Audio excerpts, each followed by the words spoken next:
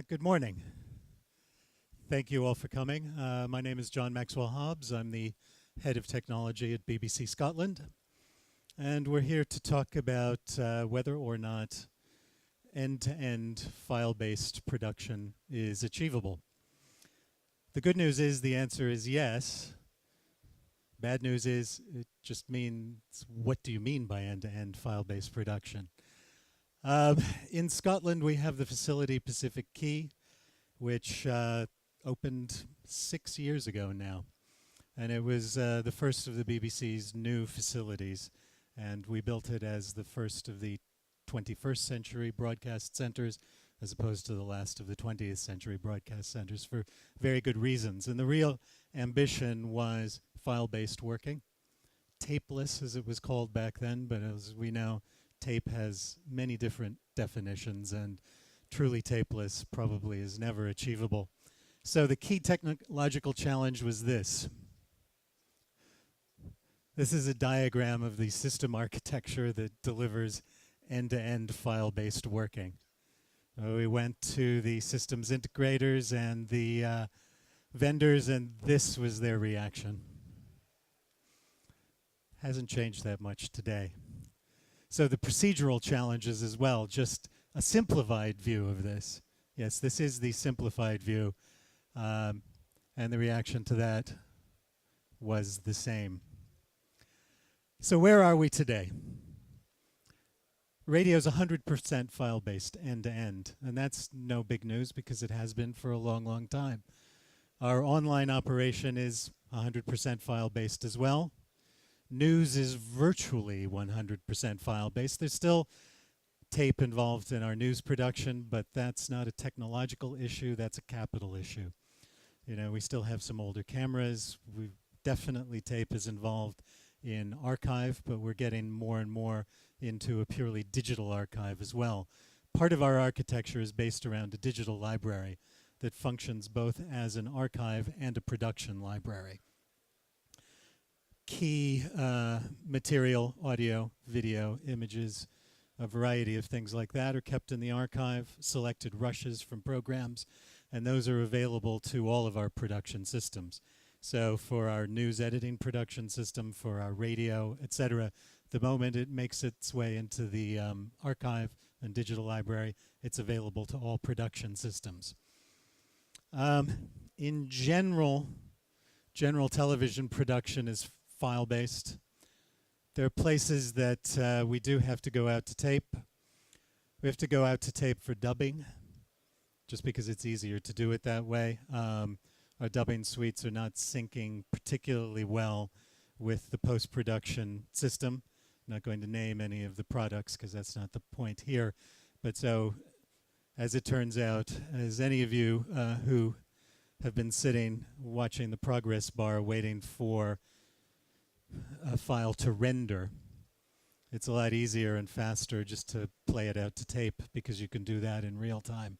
We're not at faster than real-time rendering at the moment. So it's played out to tape just simply so that in dubbing it can be used as a reference, and then the audio files are put back into the file-based world.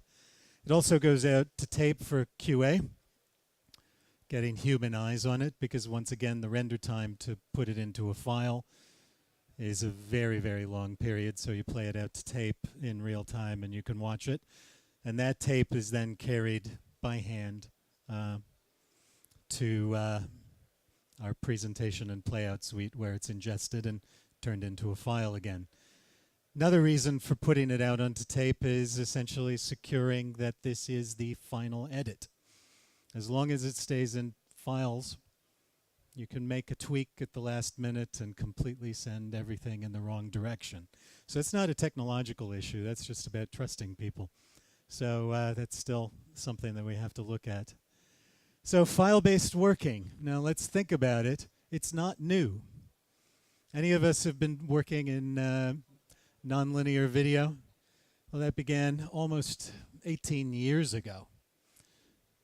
18 years ago, systems like DVision, Avid, and Adobe, well, it wasn't Adobe then, Premiere, other programs like that, So when you're doing nonlinear video editing, you're working exclusively with files. It's just that 18 years ago it went in as an analog tape and came out as an analog tape. But essentially, these days, you rarely see tapes unless you have an old camera. And once again, that's not a technology issue, that's purely a cash flow and capital issue. So we've got file-based working now. And as I was talking about it, they're captured as files.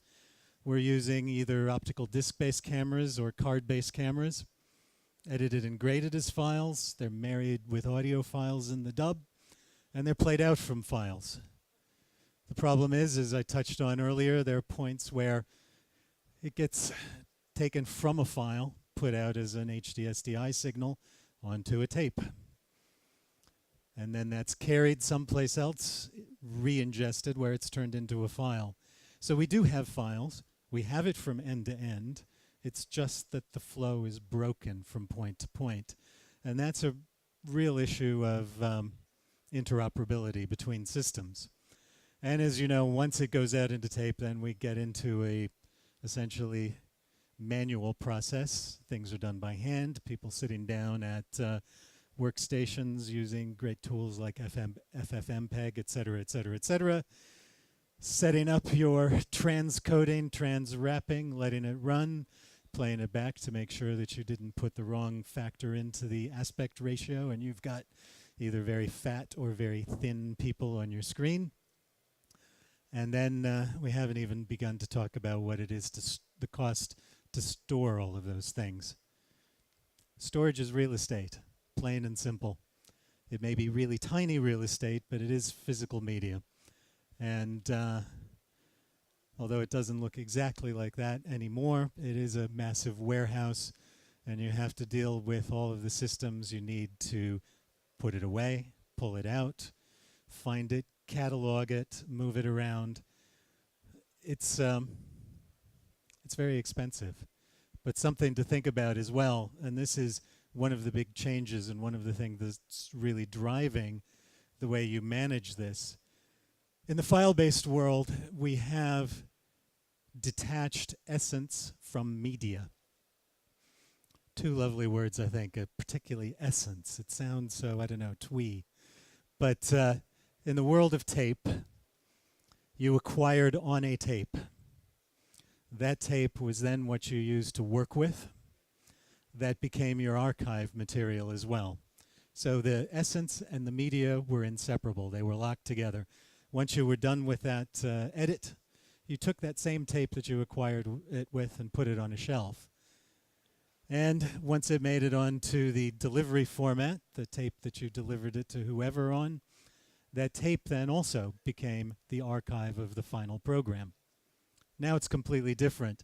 The essence becomes very ephemeral, as it were. You acquire on a card, a disc, or a tape. Then it has to be moved into your work-in-progress store. So you've cleared it off of that original tape. So you think, oh, great, we're saving money because we can reuse it. Well, yeah, you can reuse what you've acquired on, but then you've also created another piece of media that you have to keep it on. So all of a sudden, you've doubled your storage need, essentially. So you're keeping it on that work-in-progress store for a very, very long time. At the same time, that work-in-progress store is usually the most expensive media you can buy. It's proprietary in a number of systems for like Avid and Quantel. Extremely expensive because it's high availability, high reliability. So you can't afford masses and masses of it, and it's not just open-ended. It has to be managed and managed very carefully. So that becomes a very difficult situation, particularly if you're using that approach for programs that have massive shooting ratios.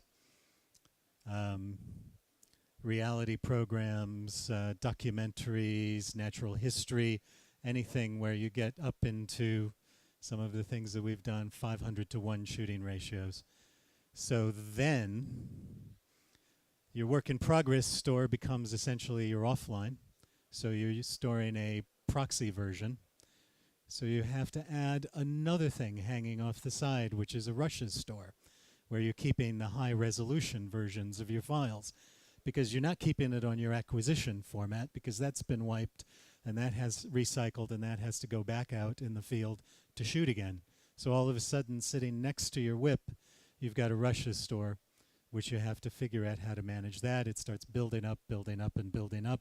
And particularly if you're talking about long-term programs, we're thinking about observational documentaries, I think, and natural history programs, where the shooting can take place over a year or years. You have terabytes of storage, hundreds of terabytes of storage potentially going into your rushes store. So that adds a whole other aspect to it. Once you've moved it off the whip, you're like, oh, okay, we can reuse it, we've wiped it, it's great. Now it goes on to the delivery format. Yet another format that you have to store it on, another piece of media that you use to deliver, to play out, to whatever. The good news is that can be wiped once again, and then it goes into your archive or your deep archive. So all of a sudden, we have 4 to 5 different pieces of media that the essence is stored on throughout the process, as opposed to the 2 that we had in the past. So that's why the price goes up. So we have to ask, why are we doing this crazy file-based thing to ourselves? Well, we can have an answer here, and we need to look to audio to that. Non-linear audio production has been around for a long time. The first commercial hard disk recorder came out from faraway Australia 22 years ago. And the file-based working developed so rapidly that essentially by the mid-90s, majority of commercial music production was all done file-based. You could pick up multi-track analog recorders for a song because studios were essentially just dumping them right and left. Moving on to systems like Pro Tools, Nuendo, Cubase, etc. So they left it behind and haven't looked back since then. We say, okay, but audio's easier. It isn't such a problem. The files are smaller. We have to remember, in 1999, storage cost $9,000 a gigabyte. So essentially, 1 minute of audio cost you $89 to store. And the fastest computer you could get was about 60 megahertz. So we complain about rendering times now. If you wanted to render an audio file, it wasn't go get a cup of coffee. Just go home, have dinner, go to sleep, come in the next morning, and see if it actually worked. Because you couldn't even preview some of your effects. So it was like, this sounds like a good idea, let me try it. So we compare it today. Storage costs about 7 cents US per gigabyte. So 1 minute of HD video, uncompressed, costs you 49 cents to store. Computers that you buy now for an equivalent price is, like a 4 CPU running at 2.7 gigahertz. So audio was not all that easier to do. So why did we do it? Well, the challenges were similar, same complexities back then of asset management, interoperability, moving things back and forth between software packages. Studios loved it because if you went into their studio, you could never move to another studio. You were locked in until the project was finished. So, that's, and long render time. So essentially, trial, error, blood, sweat, tears, music and audio workflows, 100% file-based. People don't even think about it now. It's just straightforward, natural. We do it. Now, what's the difference? 2 main factors contributed to this working, time and money. Nobody thought this was going to be easier. Nobody thought it was going to be cheaper. We've all gotten locked into the sort of the IT marketers who are saying cheaper, easier, faster, better. It isn't. Technology has never made anybody's life simpler. Ever. It's made certain things easier. A washing machine is a lot easier than, taking it down to the brook and rubbing it on things, but you have a washing machine. You have to pay attention to the electricity. You have to set the spin cycle. What's the temperature? What's the right things to use? Hasn't made your life easier. It's simpler. It's made it easier. People talk about email. Email's too complicated. We need to make email easier and simpler. Well, the simpler way of doing it is not having email at all. However, it makes certain other aspects of your life easier. So what you do, why do you move forward? You look at what it allows you to do that you've never been able to do before. So the end-to-end file-based working, if you really, really are looking at it to make your life easier, simple, cheaper, it's not going to happen. If you're looking at it as something that will give you greater flexibility, for example, I was talking about our workflows in Scotland where a piece of media comes in, and this has particularly worked well in news.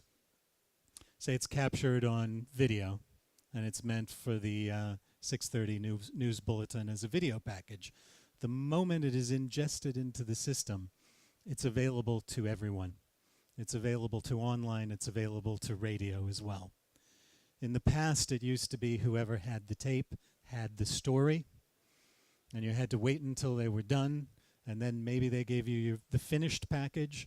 So if you did a radio program or an online coverage of it as well, all your job was transcoding it to the format that you were going to deliver it, but you had the same story.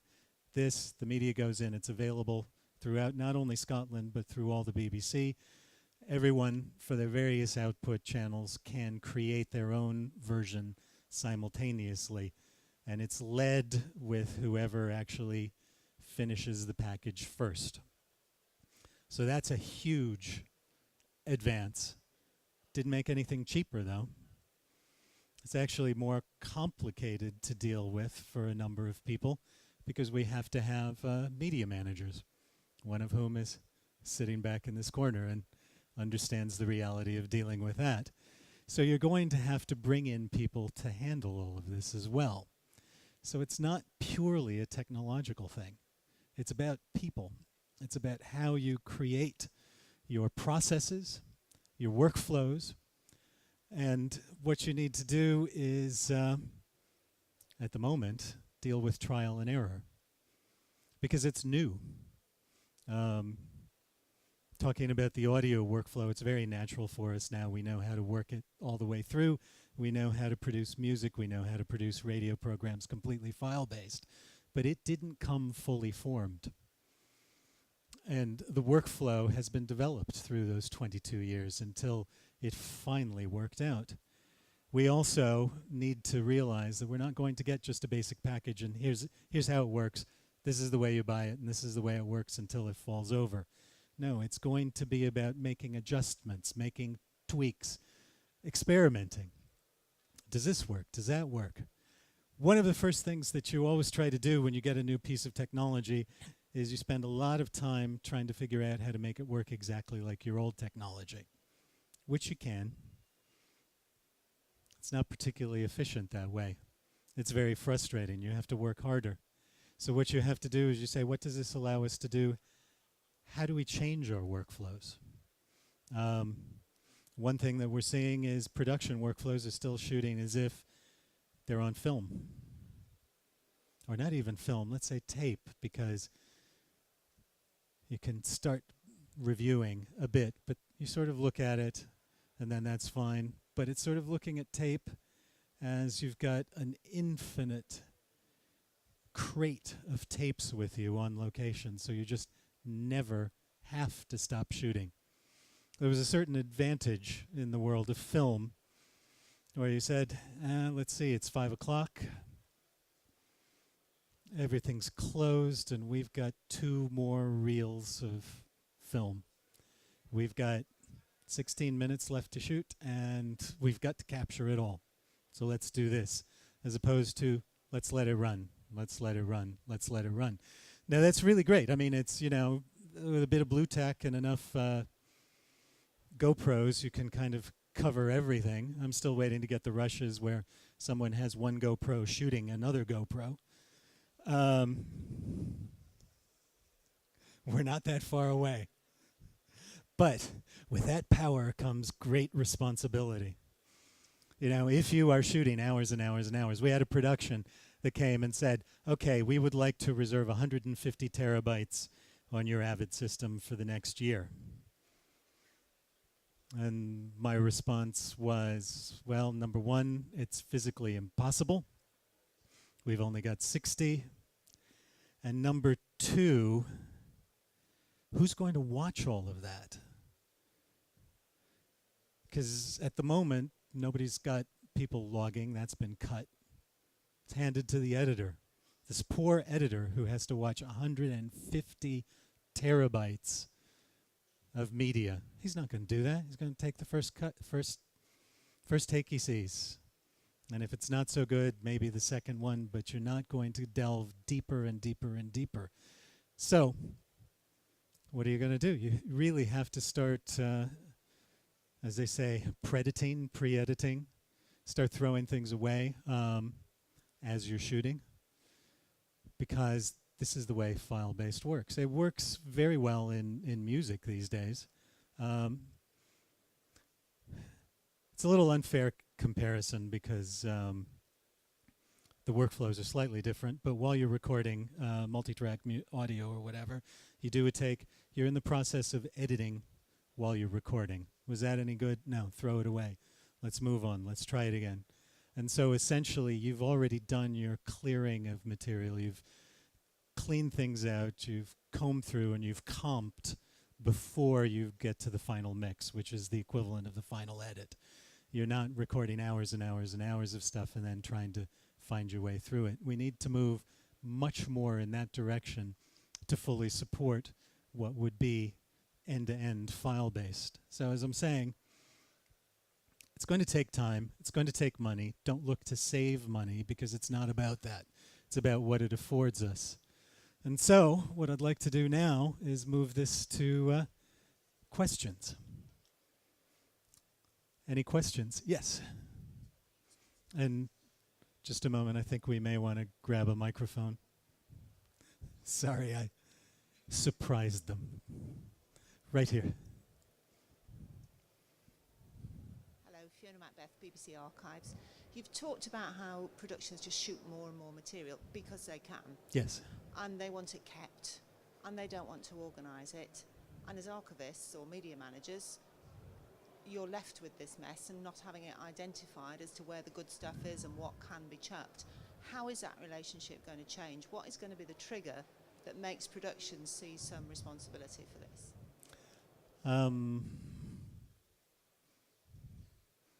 Bribery? That's not word.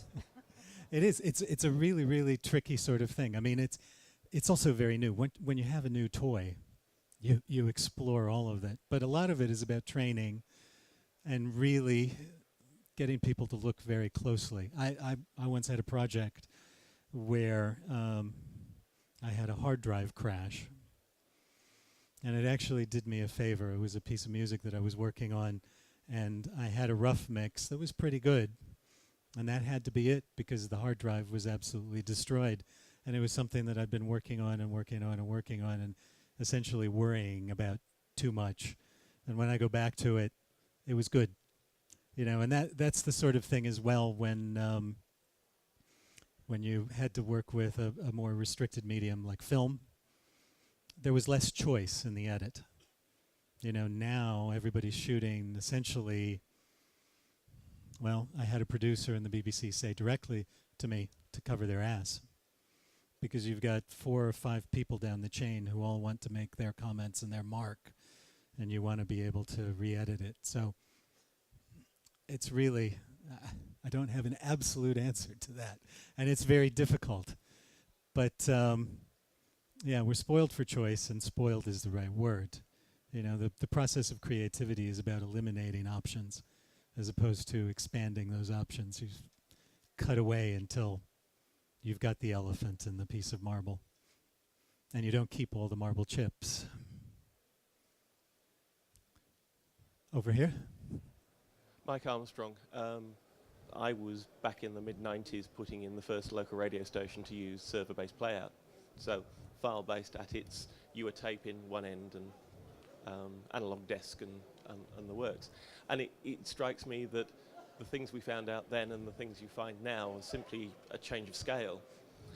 At that time, we were in the sort of internal trading relationships where, you know, costs and that were trying to be moved around. It strikes me that with some of these problems, it's people not seeing the later cost of the earlier decision making, and the contrast with, say, working live, where you make all the decisions up front as to how you're going to shoot live. Mm-hmm. So you put the work into the planning at the front end and the scripting at the front end, and you get one go at it. And there's this balance between shooting your oh, let's just do it again, and an actual planned, the planning and the information going in at that early stage, rather than it imposing costs on other parts of the business further down. Mm-hmm. So it's just, to me, it just sort of, can we cost this? Can we charge it back? Can we push financially? Yeah. Because the experiences I had in '96 of somebody who was always in a mess and never found their tape, put them onto a file-based system, they could never find their file. Same true. problem. Yeah. And therefore the same human factors, shall we say, seem to shine through. Yeah, exactly. I mean, that's the thing. It's the human factors. The charging thing is very interesting, and we see this as well. To a certain extent, when the production was buying the tape and following through, they sort of saw the cost of that. Since so much of this is now kind of classed as IT, all of a sudden it moves into capital expenditure, infrastructure, overhead, whatever sort of word you want, and all of a sudden an aspect of that cost disappears. So it's like, oh, I don't have the same tape budget anymore. Great, you know, more catering. And it's not carried over into the other area. And if you go to production houses, that's fine, although they're starting to feel the strain as well. But it was like, oh, chargeable, great, sure. Oh, you've shot too much? No problem, we'll handle that. Would you like some chocolate biscuits? You know, and then people don't even think about the fact that you've got, you know, in the production house, it's great. You charge the production essentially, you know, for your capital investment. And you charge one production, a big production, about 20% of what the investment is. And you do that to about 50 different productions. So you've got your 20% how many times over. So it's profitable. But if you're working as an in-house thing where you're managing all of this stuff yourself, particularly like the BBC, yeah, the cost starts to get very strange. And yeah, it would be good to make that cost clear. Yeah, very good point. Other questions? One over here. Wait for the mic, please. How do you manage your file names? So, for example, when we go out on a shoot, we'll give each file a unique number. The start of the number relates to the job, and then, you know, _1, _2, etc. It gets back, it gets transcoded to another format for edit. Mm-hmm. And then during the edit process, you composite two of those files together. What do you then call that composited file? Because once the whole thing's been archived and you want to go back and do a re-edit for another job, you need to be able to follow those individual files through the process and keep track of them somehow in a library system. Mm-hmm. What do you guys do? Well, we have a policy which is no metadata, no ingest. So that starts. Every production at the very inception is given a FLA, FLA, which is a three-letter acronym, which stands for four-letter acronym.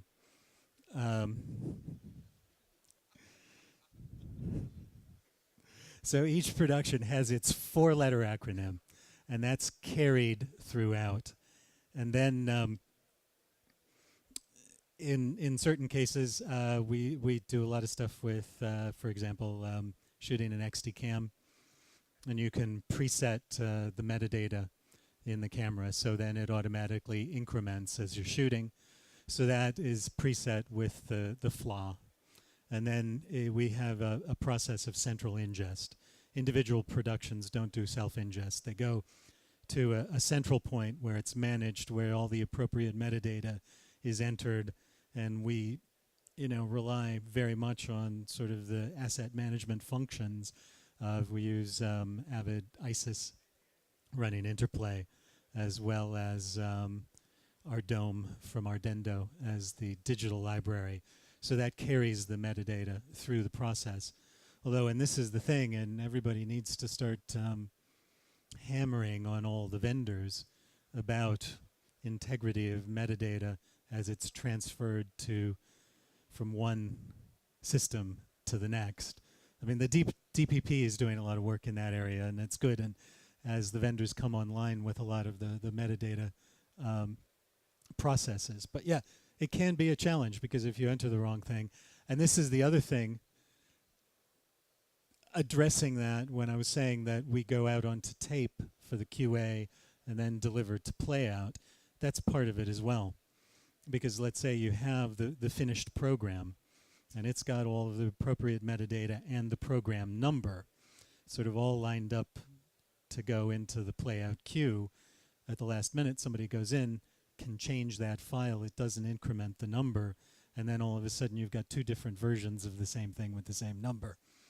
So somehow, unfortunately, putting it out onto tape makes that a secure thing, because it doesn't get rearranged on the tape. So, question right over here.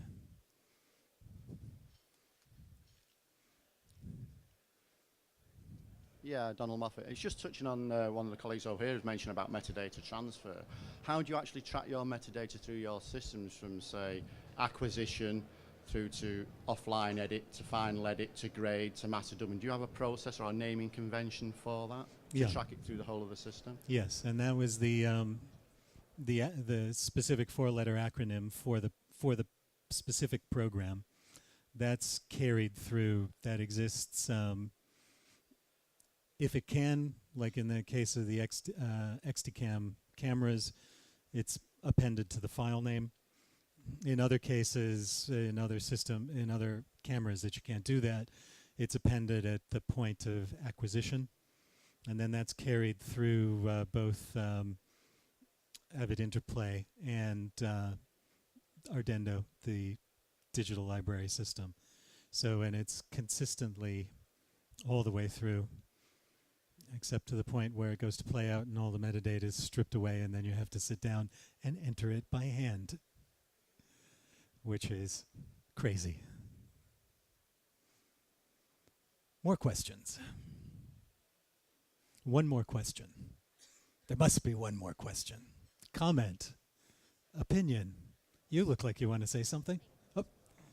It's actually quite sobering listening to this, when every day you're bombarded with emails talking about the transition to 4K, and telly is going to 4K tomorrow, and it's easy and it's simple. I mean, I run an educational facility. We've been tapeless from end to end for about 4 years now, and it's taken us 4 years to drum into students that you cannot go out and shoot and shoot and shoot just because you can. So we actually drum into them that your storage costs at the end are part of your budget, and it's one of the main part of your budget, and it is getting through. But oh, good. It's getting through, but it does put into perspective the whole idea of it's going to be 4K tomorrow, because it's not. Yeah, and I mean that's it's an interesting sort of thing. There's this as well, this sort of machismo or machismo, depending on where you're from, of how much you're shooting.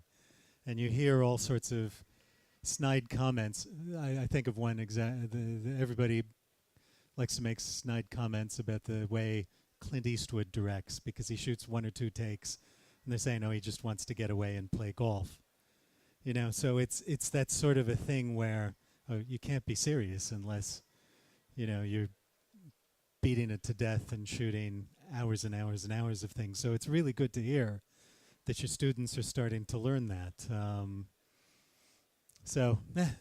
The The answer is it'll work when we're all retired. You know, we've got too many bad habits. But it's important because it's about thinking about the creative process as opposed to figuring that, oh, you know, the tech will take care of everything, you know. All right, great. Thank you all. And my email's up there if you want to send me any questions. Thank you very much.